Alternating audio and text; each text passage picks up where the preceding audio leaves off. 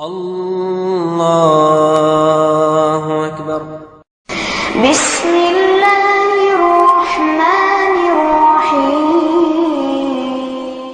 شهر رمضان الذي أنزل فيه القرآن هدى للناس وبينات من الهدى والفرقان۔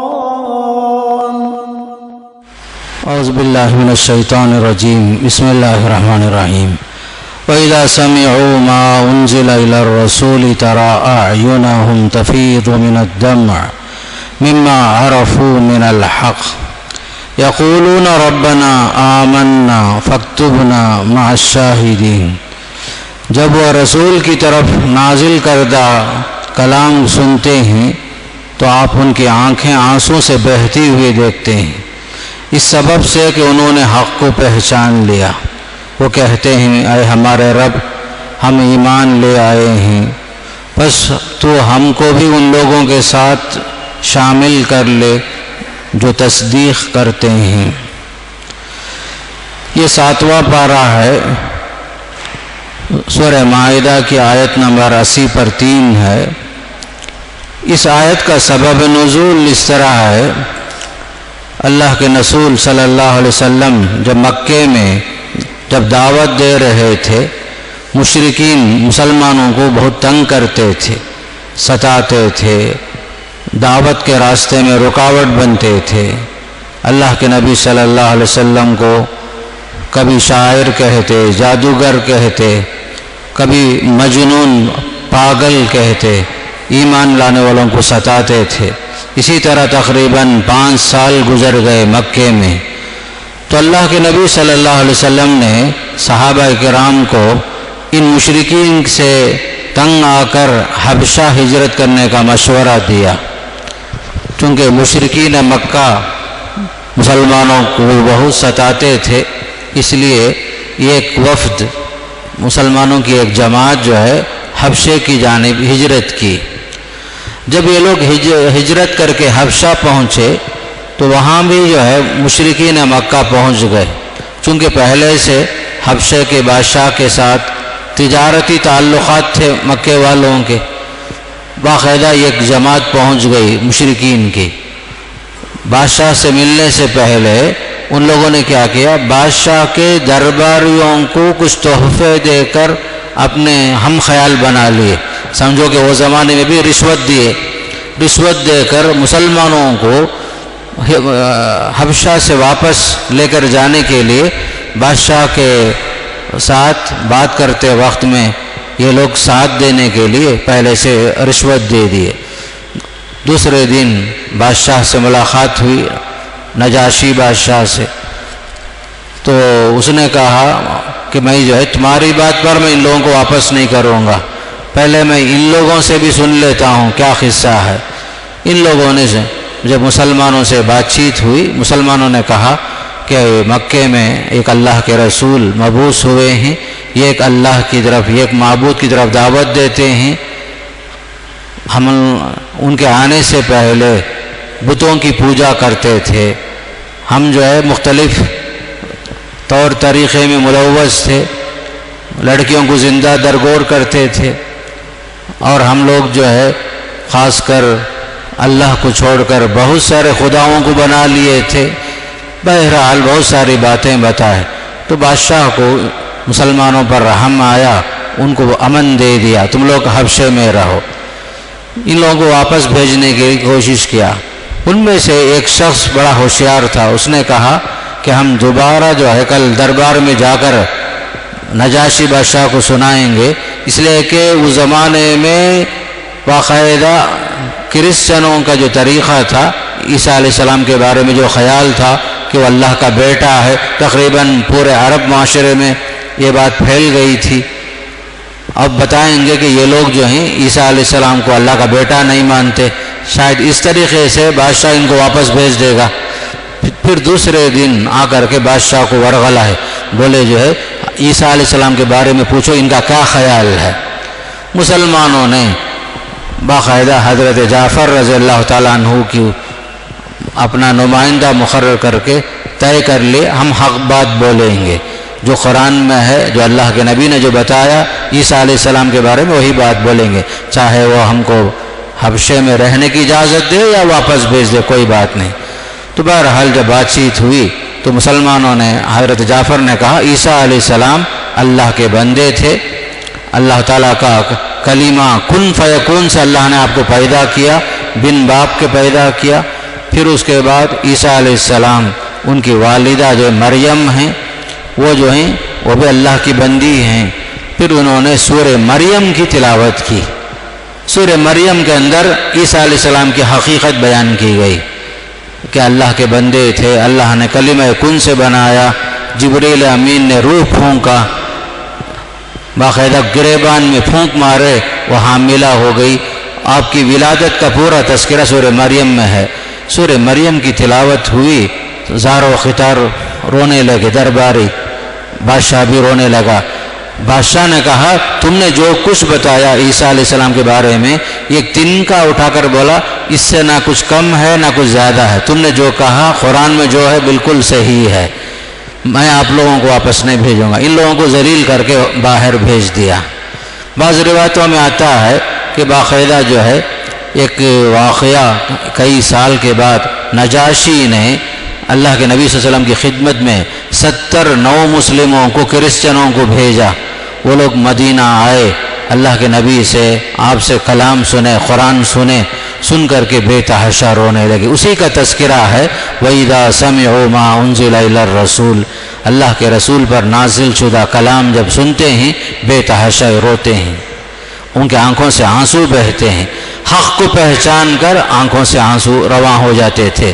اسی کا تذکرہ ہے اس آیت کے اندر کہ جو ہے کلام الہی کی تاثیر ہے، کلام الہی حق پر مبنی ہے، صداقت پر مبنی ہے، سچا کلام ہے، اس کے اندر کوئی ذرا برابر ادھر ادھر کی بات نہیں ہے۔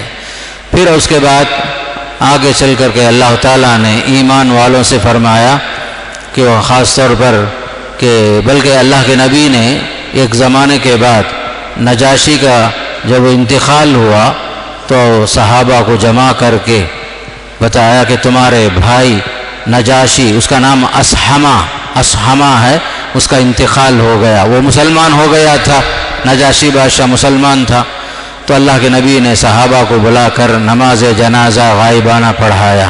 بعض روایتوں میں آتا ہے میدان میں جمع ہو کر تمام صحابہ کے ساتھ اللہ کے رسول نے اس کا نماز جنازہ غائبانہ بھی پڑھا دیا۔ اس طریقے سے نجاشی بادشاہ کا بڑا اچھا کردار رہا مسلمانوں کے ساتھ، چونکہ اس نے مسلمانوں کی تائید کی، حق کی تائید کی، مسلمان تھا۔ وہاں جو کوئی نماز جنازہ پڑھنے والے نہیں تھے، اللہ کے نبی کو وحی کے ذریعے سے اطلاع ملی۔ وہ زمانے میں کون سا فون تھا، کون سا فون، کون سا ٹیلی گرام، کون سا ٹیلیکس، کون سا وائرلیس، کچھ بھی نہیں۔ وحی کے ذریعے سے اطلاع ملی کہ نجاشی بادشاہ وفات پا گئے۔ آپ نے صحابہ کو جمع کر کے فوراً نماز جنازہ غائبانہ ادا فرمائی۔ پھر اس کے بعد 7ویں پارے میں ہی اللہ تعالیٰ نے ایمان والوں سے فرمایا یا ایھا الذین آمنوا لا تحرموا طیبات ما احل اللہ لکم، اللہ نے تمہارے لیے جو چیز حلال کر دیا ہے پاکیزہ چیزوں میں سے، اسے تم حرام نہ بنا لو۔ اللہ کی حلال کردہ چیز کو کسی کو اختیار نہیں ہے کہ اس کو حرام بنا لیں۔ ولا تعتدوا، تم حد سے آگے نہ بڑھو، اس لیے کہ اللہ تعالیٰ حد سے آگے بڑھنے والوں کو پسند نہیں فرماتا۔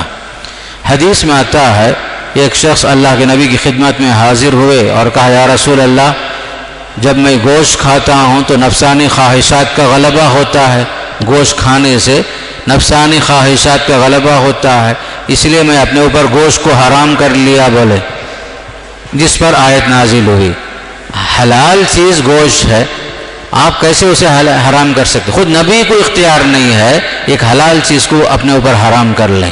شہد کا واقعہ سورہ تحریم میں ہے، نبی نے اس کو حرام کر لیا، آیت نازل ہو گئی لِمَ تُحَرِّمُ مَا أَحَلَّ اللَّهُ لَكَ۔ حلال کرنا اور حرام کرنے کا اختیار انسان کے پاس بھی نہیں، نبی کے پاس بھی نہیں۔ حلال اور حرام کا فیصلہ کون کرتا ہے؟ اللہ ہی کرتا ہے۔ یہاں بھی یہی بات بتائی گئی، تم لوگ جو ہے حلال کو حرام نہ بناؤ۔ جیسا کہ اس سے پہلے صحابہ کرام کی ایک جماعت آئی، حضرت عائشہ صدیقہ سے پوچھے اللہ کے رسول کا طریقہ کیسا ہے، عبادت کیسے، روزہ کیسے۔ جب وہ لوگ اللہ کے نبی کے بارے میں سنے، 3 آدمی تھے، ہر ایک نے خود سے فیصلہ کر لیا۔ ایک صاحب بولے زندگی بھر شادی نہیں کروں گا، ایک صاحب بولے سال بھر روزہ رکھوں گا، اور ایک صاحب بولے رات بھر تہجد پڑھوں گا، بول کر چلے گئے۔ اللہ کے نبی تشریف لائے، حضرت عائشہ نے بتایا ایسا ایسا لوگ آ کر بول کر گئے۔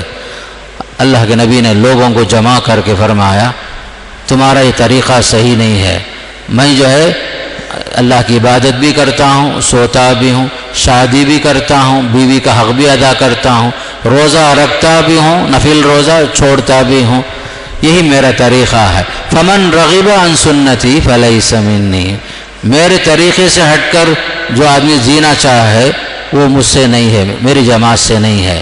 تو حلال کردہ چیز کو حرام کرنے کا اختیار کسی کو نہیں ہے۔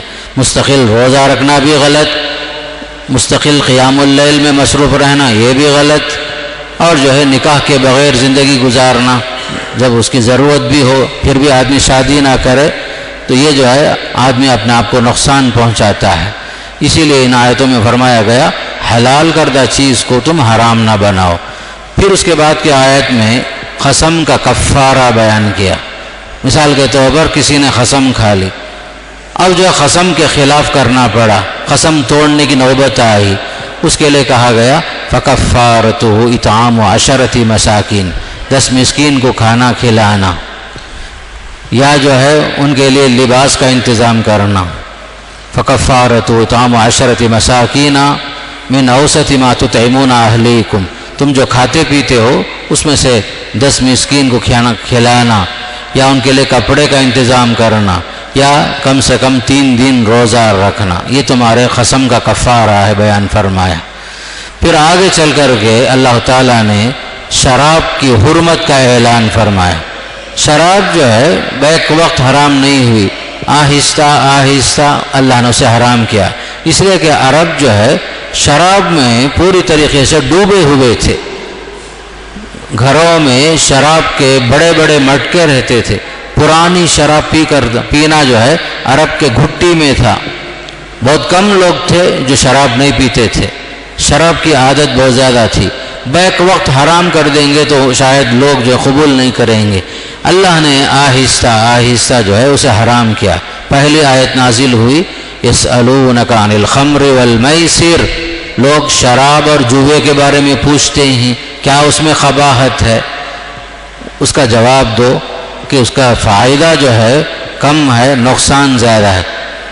قل فیہما اسم کبیر ومنافع للناس، اگرچہ کہ لوگوں کا کچھ فائدہ ہے، شراب پی کر کے صدقہ خیرات کرتے تھے، نشے میں صدقہ خیرات کرتے، جوا کھیلتے، کچھ فائدہ ہوا لوگوں کو کھلاتے پلاتے، اگرچہ کہ تھوڑا بہت فائدہ ہے لیکن نقصان زیادہ ہے۔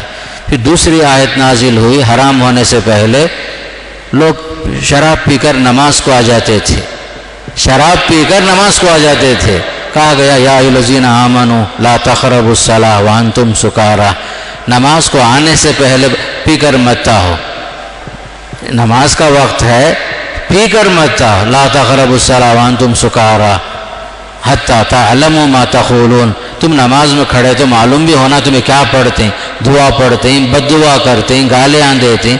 شراب میں آدمی جو ہے نشے میں پتہ نہیں کیا بکتے رہتا ہے، تو نماز سے پہلے شراب پی کر آنے سے منع کیا گیا، نماز میں شراب کی حالت میں مت آؤ۔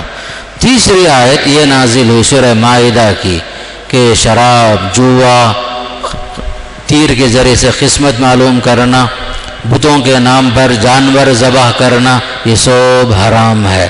جب یہ آیت نازل ہوئی مدینے میں روایتوں میں آتا ہے جس کے پاس گھر میں شراب کی پرانا اسٹاک تھا سب لا کر کے لوگ اڈل دیے، گویا کہ شراب کی ندیاں بہنے لگی۔ صحابہ اکرام ایسے ہی تھے، جب حکم ہوتا رک جاؤ فوراً رک جاتے تھے۔ اللہ نے بھی آہستہ آہستہ شراب کو 3 مرحلے میں اسے جو ہے حرام قرار دیا، بلکہ اسے کہا گیا یہ ام الخبائث، شراب جو ہے ساری بیماریوں کی جڑ، ہر بری عادت کی جڑ جو ہے شراب ہی ہے. شراب کی وجہ سے انسان کے عقل پر پردہ پڑ جاتا ہے، ہوش و حواس نہیں رہتا، ماں بہن کی تمیز ختم ہو جاتی، پانی اور نالے میں جو گزرنے والا گندا پانی دونوں میں فرق معلوم نہیں ہوتا، اسے اچھا برا معلوم نہیں ہوتا، آدمی چل نہیں سکتا شراب کے بعد. ہر اعتبار سے آدمی بالکل حیوان بن جاتا ہے. اسی وجہ سے اس کو ام الخبائث کہا گیا. شراب پینے کے بعد آدمی جو ہے کسی پر بھی تہمت لگا سکتا، کسی کو بھی گالی دے سکتا، ماں بہن ماں بیٹی سب کی تمیز ختم ہو جاتی. اور آج بھی جس کی عادت شراب کی ہے اس کے گھر کی حالت پوچھ کر دیکھو کیا حال ہے. اس کی وجہ سے گھر کی عورتیں، ماں باپ، بچے سب پریشان. یہاں تک کہ بیویاں جن کے گھروں میں شوہر شرابی ہوتا ہے ان کی زندگی حرام ہو جاتی. اور یہ عادت اتنی آسانی سے نہیں چھوٹتی الا کہ آدمی توبہ کر لے، صحیح علاج کر لے. طلاق کے واقعات کے پیچھے بھی ایک سبب یہی شراب کی عادت ہوتی ہے. اسی لیے کہا گیا بری عادتوں سے بچو اور اچھے دوستوں کے ساتھ اٹھو بیٹھو. کہا گیا لا تصاحب الا مومنا، تمہاری دوستی اچھے لوگوں سے ہونی چاہیے. برے دوستوں کے ساتھ رہیں گے یہ سب چیز آئے گی ہی. برے دوستوں کے ساتھ رہنے کی وجہ سے بری عادت آتی ہے. اسی لیے اللہ تعالیٰ نے شراب کو حرام کیا. آگے چل کر کے اللہ تعالیٰ نے جانور جو اللہ تعالیٰ نے جو حلال جانور پیدا کیے تھے، مشرکوں نے کیا کیا، اسے بھی جو ہے باقاعدہ حلال جانوروں کو استعمال کرنے کے بجائے بتوں کے نام پر چھوڑ دیا. اس سے استفادہ نہیں کرتے، اسے استعمال نہیں کرتے، اس کا گوشت نہیں کھاتے تھے. تو آیت نازل ہوئی ما جعل اللہ من بحیرۃ ولا سائبۃ ولا وسیلۃ ولا حام. کہا گیا اللہ تعالیٰ نے نہ بحیرہ، نہ سائبہ، نہ وسیلہ، نہ حام، کوئی چیز اس طریقے سے اللہ تعالیٰ نے مقرر نہیں کیا ہے. اب یہ سائبہ، وسیلہ، حام، وسیلہ وغیرہ کا معنی یہ ہے کہ عرب جو ہے خاص طور پر جانوروں میں، مثال کے طور پر بحیرہ ہے وہ جانور جس کا دودھ دوہے بغیر چھوڑ دیتے. اونٹنی ہے اسے دودھ سے فائدہ اٹھانے کے بجائے اپنے بتوں کے نام پر چھوڑ دیتے، اس کا دودھ استعمال نہیں کرتے تھے، نہ اس پر سواری کرتے تھے. پھر دوسرا ایک جانور تھا سائبہ. سائبہ کے معنی جو ہے بت کے نام پر نذرانے میں چھوڑ دیتے، نہ اس پر سواری کریں گے، نہ اس کا گوشت کھائیں گے، نہ اسے جو اپنے لیے استعمال کریں گے. ایسا ہوتا تھا. تیسرا ہے وسیلہ. وسیلہ کے معنی اگر کسی جانور نے اونٹنی مثال کے طور پر اس سے جو ہے مادہ اونٹنی پیدا ہوئی، پھر اس کے بعد اور ایک بھی مادہ اونٹنی پیدا ہوئی، سمجھو اس اونٹنی کو ہمیشہ کے لیے بت کے نام پہ چھوڑ دیتے. گویا کہ دو مادہ اونٹنی پیدا ہوئی تو گویا کہ وہ بت کے لیے مخصوص ہے، آئندہ اسے ہم اپنی ذات کے لیے استعمال نہیں کریں گے. اسی طرح حام کا معنی یہ ہے اگر کوئی نر اونٹ ہے اس سے 10 بچے پیدا ہو گئے، 10 بچے اگر پیدا ہو گئے اسے بھی بت کے لیے خاص چھوڑ دیتے، بت کے نام پر چھوڑ دیتے. اسی طریقے سے آج بھی ہمارے معاشرے میں مزار کے نام پر، بزرگوں کے نام پر، ولی کے نام پر اچھے اچھے گھوڑے، قیمتی گھوڑے سانڈ کے ہوتے تھے چھوڑ دیتے ہیں. آج بھی ہمارے پاس میں کئی جگہ دیکھا ہوں، رائے چور وغیرہ میں دیکھا، بازاروں میں اچھے اچھے گھوڑے گھوم رہے ہیں. وہ کیا ہے؟ کسی ولی کے نام سے، مزار کے نام سے ایسے ہی چھوڑ دیتے، کوئی اس کو استعمال نہیں کرتا. یہ سب جو ہے خرافات ہیں. اللہ کے جانوروں کو، اللہ کے مخلوقات انسان اپنے لیے استعمال کرنے کے بجائے غیر اللہ کے نام سے اور بتوں کے نام پر، ولی کے نام پر چھوڑ دینا، اسے فائدہ نہیں اٹھانا، یہ بھی جو ہے انسان سراسر ظلم اور زیادتی کرتا ہے. پھر اللہ تعالیٰ نے سورہ مائدہ کے آخر میں قیامت کا ذکر فرمایا. قیامت قائم ہوگی، باقاعدہ رسولوں کو جمع کر کے اللہ پوچھے گا یوم یجمع اللہ الرسل فیقول ماذا اجبتم. پورے نبی آدم علیہ السلام سے لے کر محمد صلی اللہ علیہ وسلم تک سارے رسول جمع ہوں گے. اللہ پوچھے گا تم لوگوں نے اللہ کے بندوں کو اللہ کا پیغام پہنچایا نہیں پہنچایا؟ پھر قوم نے کیا جواب دیا، قوم کا کیا رویہ رہا، ساری چیزیں سوالات اور جوابات ہوں گی. رسولوں سے بھی سوال ہوگا، قوم سے بھی سوال ہوگا، قوم سے بھی سوال ہوگا کیا نبیوں نے تم تک اللہ کا پیغام پہنچایا نہیں پہنچایا. حدیث میں آتا ہے سوالات جب جوابات ہوں گے تو بعض انبیاء کے بارے میں قوم بولے گی نہیں پہنچائے، دعوت نہیں پہنچائے.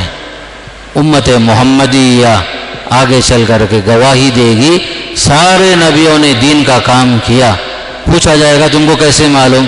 ہمیں ہمارے نبی نے بتایا، قرآن میں ہے، رسول کی تعلیم میں بات بتائی گئی، نبی نے اپنا کام برابر کر دیا. گویا کہ یہ امت جو ہے گواہی دینے والی امت ہے. حدیث میں یہ بھی آتا ہے قیامت کے دن بعض نبیوں کے ساتھ ایک بڑی جماعت ہوگی، بعض نبیوں کے ساتھ مختصر لوگ ہوں گے، بعض کے ساتھ کوئی بھی نہیں ہوگا. نوح علیہ السلام 950 سال خدمت کیے، دعوت کا کام کیے، اس کے باوجود نتیجہ کیا ہوا؟ قرآن کہتا ہے ما آمن معہ الا خلیل، ایمان لانے والے گنتی میں بہت کم تھے. مفسرین نے کوئی 40 بتایا، کوئی 70 بتایا. دعوت کا کام 950 سال اور ایمان لائے اس لوگ کتنے؟ 40 50 70 ایسا. بعض کے ساتھ کوئی بھی نہیں ہوگا. لیکن رسول کا کام جو ہے البلاغ، پہنچانا ان کا کام ہے. قوم قبول کرتی نہیں کرتی رسول ذمہ دار نہیں ہے. رسول کا کام البلاغ البلاغ البلاغ. قبول کرنا نہیں کرنا رسول کا ذمہ نہیں ہے. پرسنٹیج میں نہیں دیکھیں گے فلاں نبی کے پاس کتنے لوگ مسلمان ہوئے، ان کی دعوت کا اثر کیا ہوا، یہ ایسا نہیں ہے. بلکہ رسول کامیاب ہوتے ہی دعوت کے بعد، البلاغ کے بعد. رسول کی دعوت قبول کرتے ہیں تو قوم کا فائدہ، نہیں کرتے ہیں تو قوم کا نقصان اپنی جگہ پر ہے. اس طریقے سے سورت کے آخر میں سورہ مائدہ ختم ہو رہی ہے. مائدہ کے معنی دسترخوان. دسترخوان کا مطلب یہ ہے عیسیٰ علیہ السلام کے جو حواری تھے انہوں نے کہا عیسیٰ علیہ السلام سے انزل علینا مائدۃ من السماء، اے عیسیٰ علیہ السلام آسمان سے ایک دسترخوان اٹھاؤ، اس میں کھانے پینے کی چیزیں سب ہونا چاہیے، ہم کھانا پینا چاہتے ہیں، آسمان سے دسترخوان اتارو. عیسیٰ علیہ السلام بولے اتقوا اللہ ان کنتم مومنین، اللہ سے ڈرو بھائی، یہ سب معجزے کا مطالبہ کرو. اللہ معجزہ دیا تمہیں مسلمان نہیں ہوئے، الٹا عذاب نازل ہو جائے گا. اصرار کرنے لگے. قالوا نريد ان ناكل منها وتطمئن قلوبنا. الغرض روایتوں میں آتا ہے لوگوں نے جو ہے مطالبہ پر مطالبہ کیا، لیکن اللہ بہتر جانتا ہے کہ آسمان سے دسترخوان اترا یا نہیں اترا، اس لیے کہ معجزے کے ظاہر ہونے کے بعد ایمان نہیں لانے والوں کا انجام اچھا نہیں ہوتا. پھر آگے چل کر کے عیسیٰ علیہ السلام سے سب نبیوں سے سوال ہوگا، عیسیٰ علیہ السلام سے بھی سوال ہوگا. اللہ پوچھے گا اے عیسیٰ کیا تم نے لوگوں سے کہا کہ مجھے خدا بنا لو؟ اَأَنْتَ قُلْتَ لِلنَّاسِ اتَّخِذُونِي وَأُمِّيَ إِلَٰهَيْنِ مِن دُونِ اللَّهِ، کیا تم نے کہا کہ مجھے اور میری ماں کو جو خدا بنا لو؟ عیسیٰ علیہ السلام جواب میں بولیں گے سبحانک، پروردگارا جو بات میرے لیے لائق نہیں ہے میں وہ کیسے بول سکتا ہوں، میں تو تیرا بندہ ہوں، میں ایسے شرک کی دعوت کیسے دے سکتا ہوں؟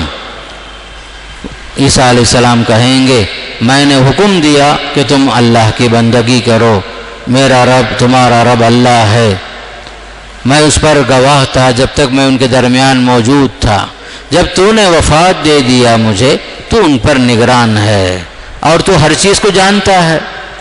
پھر عیسیٰ علیہ السلام یہ بھی کہیں گے ان تعذبہم فإنہم عبادک، اے اللہ اگر تو عذاب دے گا تیرے ہی بندے ہی وہ، اگر تو ان کو عذاب دینا چاہے وہ تو تیرے ہی بندے ہی، اگر تو معاف کرنا چاہے یقیناً تو غالب ہے، حکمت والا ہے. عیسیٰ علیہ السلام دیکھو یہ نہیں فرما رہے عذاب دے دے، اگر تو عذاب بھی دے گا تو وہ تیرے ہی بندے ہی، تو معاف کر دے گا انہیں تو غالب ہے، حکمت والا ہے۔ اس طریقے سے سورہ مائدہ ختم ہوتی ہے۔ پھر اس کے بعد سورہ انعام شروع ہوتا ہے۔ انعام کے معنی چوپائے، اونٹ، گائے، بکری، ان سب کو جو ہے انعام کہا جاتا ہے۔ اس سورت کے اندر اللہ تعالیٰ نے تقریباً 18 نبیوں کا ذکر فرمایا۔ کتنے نبی؟ تقریباً 18 نبیوں کا ذکر آیا ہے، خاص کر کے ابراہیم علیہ السلام، اسحاق علیہ السلام، اسماعیل علیہ السلام، یعقوب علیہ السلام، ایوب علیہ السلام، داؤد علیہ السلام، سلیمان علیہ السلام، پھر اسی طریقے سے یوسف علیہ السلام، موسیٰ اور ہارون علیہ السلام، زکریہ اور یحییٰ علیہ السلام، اسماعیل اور الیاس علیہ السلام، اور یسع اور لوط علیہ السلام۔ 18 نبیوں کا ذکر سورہ انعام میں ہوا۔ اور سورہ انعام کے اندر اللہ تعالیٰ نے خصوصاً 3 باتوں پر زور دیا، ایک توحید، دوسرا رسالت، تیسری چیز آخرت۔ یہ سورت مکی سورت ہے، مکے میں نازل ہوئی، ہجرت سے پہلے نازل ہوئی۔ مرکزی عنوان خاص کر کے مکی صورتوں میں یہ 3 باتیں کہا جاتا ہے کہ اللہ کی بندگی کرو، اللہ ایک ہے، اس کے سوا کوئی شریک نہیں، اس کا کوئی شریک نہیں ہے، نہ اس کے بال بچے ہیں، آسمان اور زمین کا خالق اللہ ہی ہے، جو خالق ہے وہی عبادت کے لائق بھی ہے، جو خالق ہے وہی عبادت کے لائق ہے۔ جسے تم لوگ پوجا کرتے ہو، ایک مچھر پیدا نہیں کر سکتے، ایک مکھی پیدا نہیں کر سکتے وہ لوگ۔ تم کس کی پوجا کر رہے ہو؟ 7 آسمان کس نے بنا ہے؟ زمین کس نے بنا ہے؟ بارش کون برساتا ہے؟ روزی کون دیتا ہے؟ موت کے بعد حیات کا مالک کون ہے؟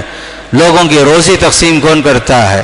ہر مخلوق کی روزی کس کے ہاتھ میں ہے؟ موت اور حیات کس کے ہاتھ میں ہے؟ شفا کس کے ہاتھ میں ہے؟ بیماری کس کے ہاتھ میں ہے؟ سب تو اللہ ہی تو ہے۔ تم اللہ کو چھوڑ کر کسے کسے خوش کرتے رہو گے؟ بڑے پیارے انداز میں مکی صورتوں میں یہی بات بار بار آتی ہے۔ سورہ یوسف میں فرمایا ارباب متفرقون خیر ام اللہ الواحد القہار، الگ الگ کئی خدا بہتر ہیں یا یہ خدا جو زبردست ہے وہ بہتر ہے؟ توحید کی بات مکی صورتوں میں بار بار آئی۔ دوسری بات رسالت، جو رسول تمہارے پاس آئے ہیں اس پر ایمان لاؤ۔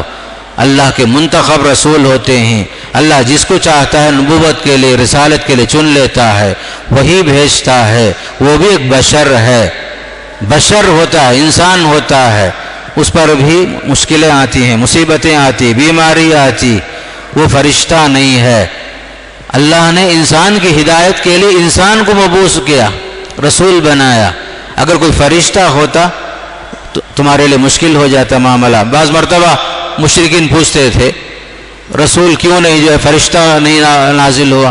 کبھی کہتے مالی حضر رسول یاکل الطعام ویمشی فی الاسواق، یہ کیسا رسول ہے جو کھاتا بھی ہے، پیتا بھی ہے، بازاروں میں چلتا پھرتا ہے؟ کہا گیا رسول بشر ہی تو ہوتا ہے، انسان کی رہنمائی کے لیے انسان ہی کو اللہ بھیجتا ہے۔ اگر فرشتہ ہوتا نہ اس کے بیوی بچے، نہ اسے کھانے کی ضرورت، نہ کمانے کی ضرورت، نہ اس کے لیے تمہارے جو مسائل لیں گے، کیا بھی نہیں ہوتے اسے۔ اللہ تعالیٰ نے تمہاری ہدایت کے لیے ہر دور میں نبیوں کو بھیجا، انسان کو بھیجا ہے تاکہ تمہاری رہنمائی کر سکیں۔ تیسرا موضوع آتا ہے آخرت کا۔ آخرت کا موضوع جو ہے ایمان لاؤ، مرنے کے بعد کی زندگی برحق ہے۔ یہ دنیا جو ہے ہمیشہ کی زندگی نہیں ہے، یہ دنیا عارضی ہے، موت کے بعد سب کو حاضر ہونا پڑے گا۔ جنت اور جہنم برحق ہے، موت اور حیات اللہ کے اختیار میں ہے، اور انسان جب مٹی ہو جائے گا، ہڈیاں گل جائیں گی، پھر اللہ تعالیٰ کن فیکون کے ذریعے سے سب کو اٹھا دے گا۔ لوگوں کو تعجب ہوتا تھا اذا متنا وکننا ترابا وعظاما، جب ہم مر جائیں گے، مٹی ہو جائیں گے، ہڈیاں ہو جائیں گے، کیا ہم دوبارہ اٹھائے جائیں گے؟ کہا گا کہ بالکل اٹھائے جاؤ گے۔ اس کے لیے کئی مثالیں دی گئی۔ مردہ شہروں کا اللہ تعالیٰ ایک بارش میں زندہ کر دیتا ہے، مردہ بستیاں، مردہ زمین، یہ بھی ایک مثال ہے تمہارے واسطے۔ اس سے پہلے ایک مثال دی گئی، 4 پرندوں کے ٹکڑے کر کے باقاعدہ جو چاروں طرف رکھ دیے گئے، پھر اللہ کے حکم سے جو پکارو تو سب اٹھ کر آ جاتے ہیں۔ چرندہ، پرندہ، درندہ، سب کی موت اور حیات اللہ کے اختیار میں ہے۔ قیامت قائم ہوگی، حساب و کتاب ہوگا، سب کو جمع کیا جائے گا باقاعدہ۔ یہ ساری باتیں مشترکہ طور پر توحید، رسالت، آخرت، یہ 3 موضوع تمام صورتوں میں اللہ نے بیان فرمائے۔ پھر یہ بھی فرمایا وما قدر اللہ حق قدری، لوگوں نے جیسے اللہ کی قدر کرنی چاہیے اسے نہیں کی، اللہ تعالیٰ کے ساتھ شریک ٹھہرا لیے، کبھی بتوں کو شریک کر لیے، کبھی فرشتوں کو اللہ کی بیٹیاں بول دیے، کبھی عیسیٰ علیہ السلام کو اللہ کا بیٹا بول دیے، کبھی عزیر علیہ السلام کو اللہ کا بیٹا بول دیے۔ اللہ کے ساتھ کیسی کیسی ناقدری کرتے ہیں، حالانکہ اللہ سب کو دیتا ہے، ماننے والوں کو بھی دیتا ہے، نہیں ماننے والوں کو بھی دیتا ہے۔ ہم لوگ کیا کریں گے؟ جو ہماری بات مانے گا خوشی سے اسے کھلائیں گے پلائیں گے، جو ہماری خلاف ورزی کرے گا باہر بھگا دیں گے۔ لیکن اللہ کی ذات ایسی ہے، ماننے والوں کو، نہیں ماننے والوں کو، ملحد کو، دہریہ کو، یہودی، نصرانی، مجوسی، سب کو اللہ کھلاتا ہے، تفریق نہیں کرتا، اس کی نعمتیں سب پر برابر برستی ہیں۔ اسی لیے سورہ رحمان میں اللہ تعالیٰ نے بار بار فرمایا فَبِأَيِّ آلَاءِ رَبِّكُمَا تُكَذِّبَانِ، کتنی کتنی نعمتیں اللہ کی تم پر ہیں، کون کون سی نعمتوں کو تم جھٹلاتے رہو گے فرمایا۔ پھر آگے چل کر کے سورہ انعام کے بلکہ 7ویں پارے کے آخر میں سب سے اہم چیز بیان کی گئی، وَلَا تَسُبُّوا الَّذِينَ يَدْعُونَ مِن دُونِ اللَّهِ فَيَسُبُّوا اللَّهَ عَدْوًا بِغَيْرِ عِلْمٍ، جو لوگ اللہ کو چھوڑ کر غیر اللہ کی پوجا کرتے ہیں تم ان کو بھی گالی مت دو، نتیجے میں وہ لوگ کیا کریں گے؟ اللہ کو گالی دیں گے۔ اگرچہ کہ اسلام دین برحق ہے، کسی کو ہم مجبور نہیں کرتے اسلام میں آنے کے لیے، لا اکراہ فی الدین، غیر اللہ کے طور طریقے پر جو لوگ ہیں اس کی پوجا کرتے ہیں، پھر بھی اسلام کہتا ہے اسے گالی مت دو، اسے برا بلا مت کہو، نتیجے میں وہ لوگ اللہ کو گالی دیں گے۔ جیسے کہ حدیث میں آتا ہے یوزینی ابن آدم یسب الدہر وانا الدہر، کہ آدم کی اولاد جو ہے مجھے تکلیف دیتی ہے، زمانے کو گالی دیتی ہے، حالانکہ زمانہ میں ہی ہوں،